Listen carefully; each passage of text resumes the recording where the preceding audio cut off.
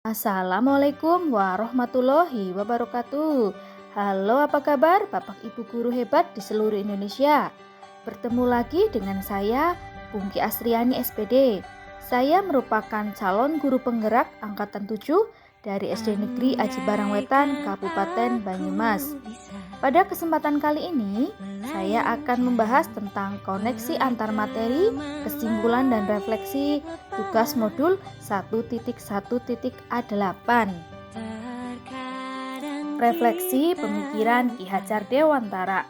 Yang pertama, apa yang Anda percaya tentang murid dan pembelajaran di kelas sebelum Anda mempelajari modul 1.1? Yang kedua, apa yang Anda berubah dari pemikiran atau perilaku Anda setelah mempelajari modul ini? Yang ketiga, apa yang dapat segera Anda terapkan lebih baik agar kelas Anda mencerminkan pemikiran Ki Hajar Dewantara?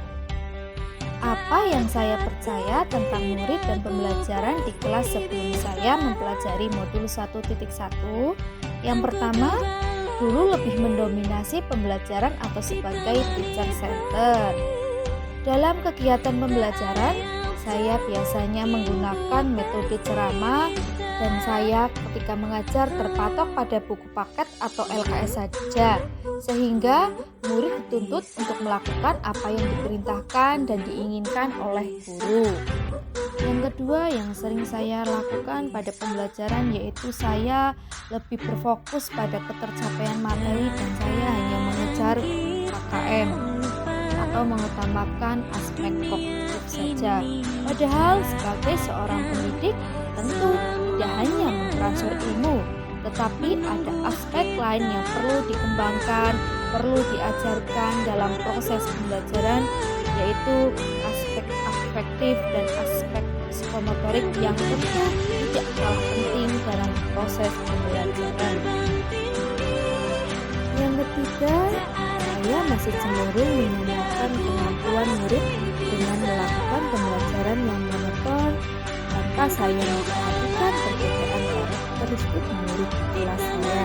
Yang terakhir yaitu motivasi belajar siswa cenderung rendah. Saya sering merasakan ketika pembelajaran ada beberapa siswa yang nampak lesu, tidak bersemangat, bahkan sering bercerita dengan teman. Hal ini tentu membuat komunikasi antara guru dan siswa itu tidak ada, sehingga pembelajaran itu kurang bermakna dan kurang disukai oleh siswa. Apa yang berubah dari pemikiran atau perilaku saya setelah mempelajari modul ini? Yang pertama, guru bukan satu-satunya sumber belajar. Yang kedua, memberikan kesempatan kepada siswa untuk mengembangkan minat, bakat, dan kreativitasnya. Yang ketiga, menghargai setiap karakteristik belajar anak. Yang keempat, merancang pembelajaran yang variatif dan inovatif. Dan yang terakhir yaitu pembelajaran berpusat pada anak atau student center. Apa yang dapat saya terapkan agar pembelajaran di kelas saya menjadi lebih baik yang mencerminkan pemikiran Ki Hajar Dewantara? Yang pertama yaitu menerapkan dasar pendidikan yang menuntun. Bapak Ibu, sebagai seorang pendidik, tentunya kita harus bisa menuntun anak agar anak bisa memperbaiki lakunya bukan dasarnya. Sebagai seorang pendidik, kita memberikan anak kemerdekaan dalam belajar, namun kita harus memberi tuntunan dan arahan agar anak tidak kehilangan arah yang dapat membahayakan dirinya sendiri. Yang kedua yaitu saya merancang pembelajaran yang variatif dan interaktif. Dalam pembelajaran di kelas, tentunya kita sebagai seorang guru bisa memanfaatkan teknologi dan alam sekitar kita dengan mengaitkan materi dengan kehidupan nyata baik di dalam kelas maupun di luar kelas sehingga siswa terlibat secara aktif dalam proses pembelajaran. Pada proses pembelajaran saya selalu mengutamakan aspek budi pekerti. Sebagai seorang pendidik, tidak hanya mentransfer ilmu, tapi juga mentransfer nilai-nilai karakter budi pekerti sehingga anak bisa memiliki kesadaran diri untuk kemerdekaan dirinya sendiri dan kemerdekaan orang lain.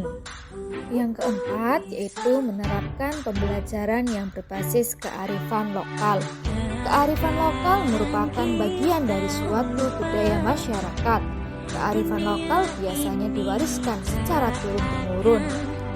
Bapak Ibu, sebagai seorang pendidik tentunya kita harus bisa menerapkan dan melestarikan kearifan lokal budaya daerah yang kita punya agar kearifan lokal itu tidak hilang tergerus oleh zaman. Dan yang terakhir yang saya terapkan di sekolah saya yaitu saya selalu memberikan pembelajaran yang sesuai dengan kodrat alam dan kodrat zaman. Pada pembahasan yang terakhir yaitu kesimpulan, pendidik sejatinya menuntut anak sesuai bakat, minat, dan kreativitasnya. Yang kedua, pendidik bukan hanya mentransfer ilmu, namun perlu menanamkan budi pekerti yang luhur. Yang ketiga, sebagai seorang pendidik, hendaknya kita bisa melatih siswa sesuai dengan kecakapan abad 21. Demikian pembahasan saya tentang koneksi antar materi, kesimpulan, dan refleksi.